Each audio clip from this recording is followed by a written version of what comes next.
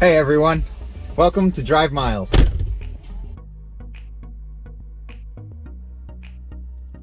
Today I'm going to go over some general tips for driving a Tesla for Uber.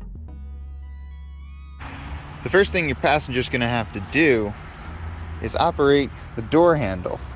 Despite Teslas becoming more popular recently, you're going to find that there are still some people who don't know how to open the doors. I've made an easy way to notify your rider ahead of time so that they have a little bit easier time getting in.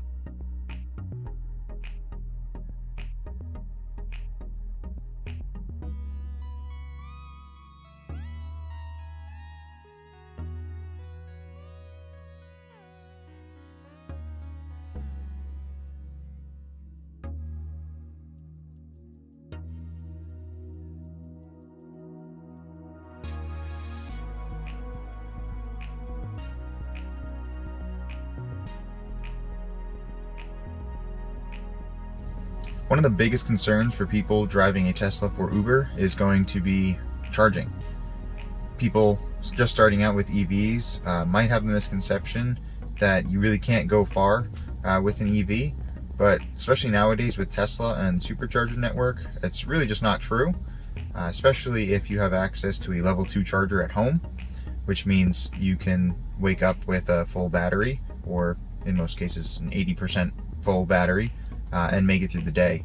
In my experience, I usually averaged around 100 miles a day driving with Uber, and charging to 80, maybe 90% each day was plenty to get me through the day. I think I only supercharged once, and that was just because I was in the vicinity and figured it would be a better use of time than driving around waiting for a ride. A little disclaimer for this next section. This video is purely for educational purposes. Anything in the video or in the comments is not legal advice, and you should consult your tax advisor or legal advisor before you make any decisions. So since you're getting paid to drive for Uber, any miles that you put on the car can be claimed as business mileage. And one of the biggest benefits of having an EV while you're doing that is that the standard tax deduction for business mileage is about 56 cents per mile, and that is made to include all of the maintenance and costs associated with an internal combustion engine vehicle.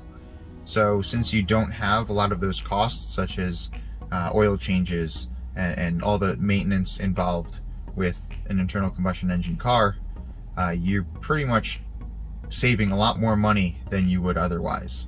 It's a really big benefit of being able to drive an electric vehicle. Something else I highly recommend you do is download an app that automatically tracks your mileage. So for me, I use Hurdlr. I'll put a link in the description.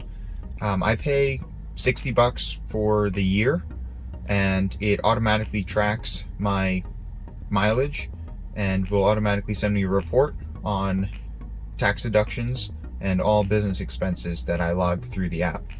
And that $60 for the year is also, I can claim that as a business expense. So that's another benefit.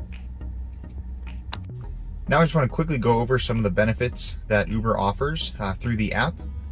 First thing is that driving an electric vehicle automatically qualifies you to make $1 additional on every ride that you take. So this might show up as a promotion in the app. It might show $1 for one ride.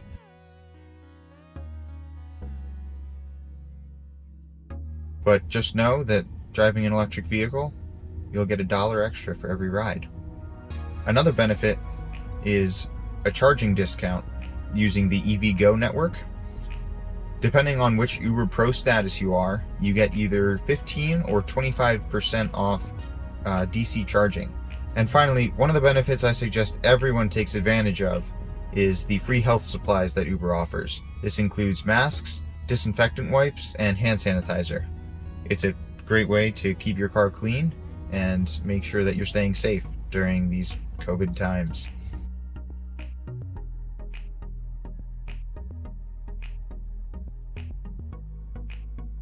Here's another quick tip. When I first started driving, Uber sent me this little card in the mail with a hang tag for the back of the passenger seat. But in these seats, it can conveniently slide right in between the plastic and the seat. It's perfect. Another thing I like to do for passengers is move the front passenger seat all the way up. Provides quite a bit more leg room compared to having the seat normal.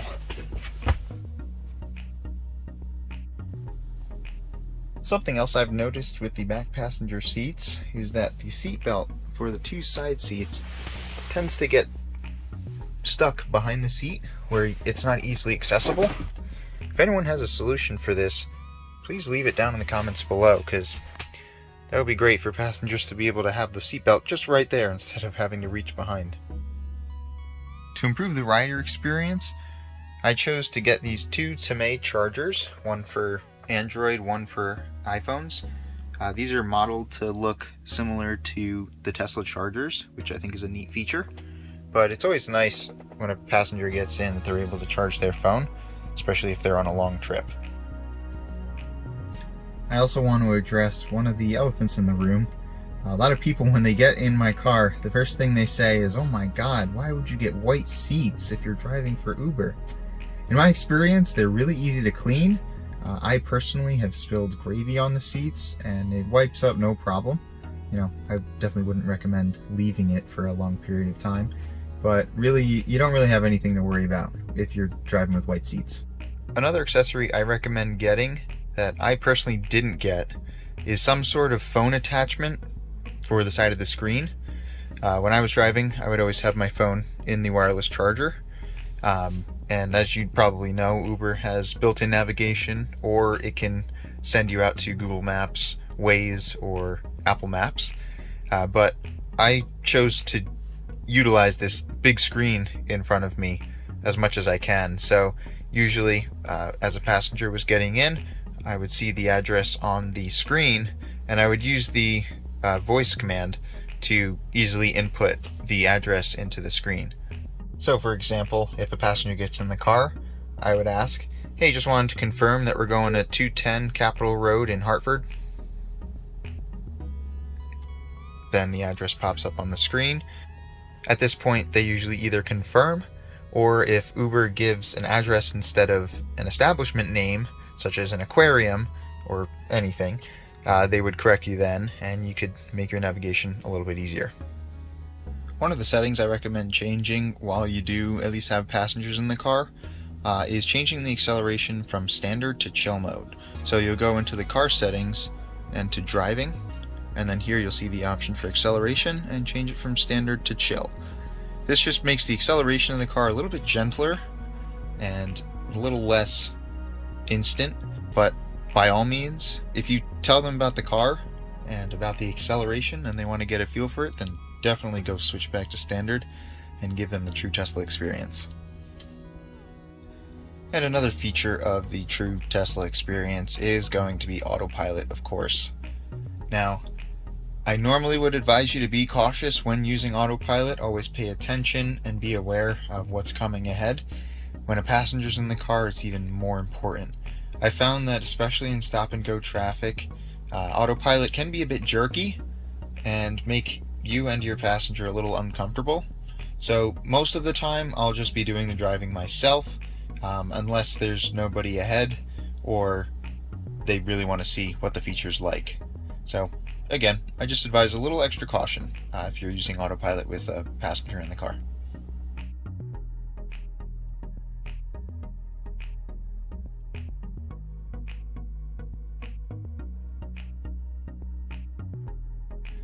Now I just want to go over some general Uber tips. The first being taking advantage of promotions.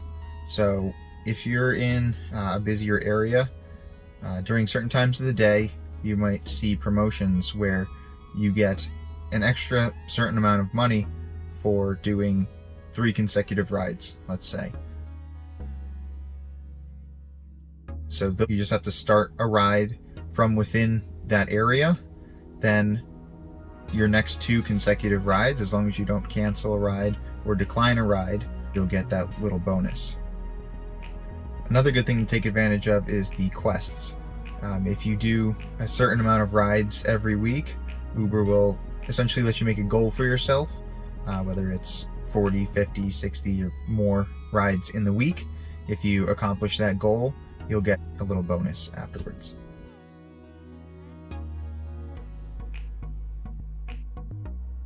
One thing you should definitely be aware of while you're driving passengers is state limits. When I first started driving for Uber, I was in New Jersey, right outside New York City. If I was to pick up a passenger from New Jersey and take them into the city, I'm not allowed to pick up a rider in New York City without a taxi license. So essentially, if someone had to go into the city, I would be stuck driving back without a ride. So not getting paid for that whole trip back into New Jersey. So basically just be aware of where you're allowed to pick up riders, just to avoid having to do a long trip without getting paid. Using destinations while you're driving is a great way to make sure that you get to where you want to go when you want to get there. Make it be home, or if you're doing this before going to work, you're able to set a destination and a time that you want to get there, and the app will filter out the rides. It'll give you one that's going in that direction, or if you have a long time until you have to get to your destination, it'll do rides in between, but ultimately make sure you get to your destination on time.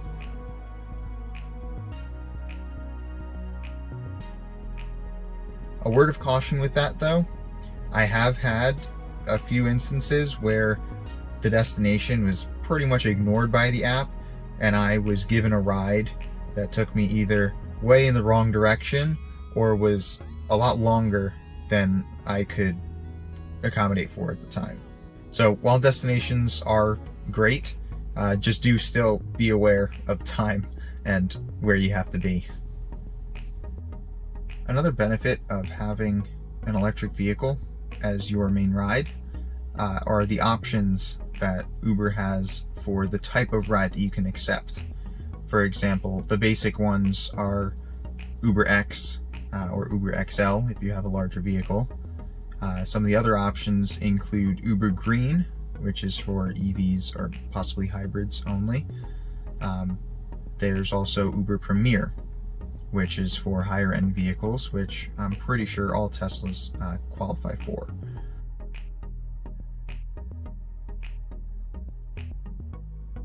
So with that said, I'll say in my time driving, I don't think I've ever had an Uber Green ride.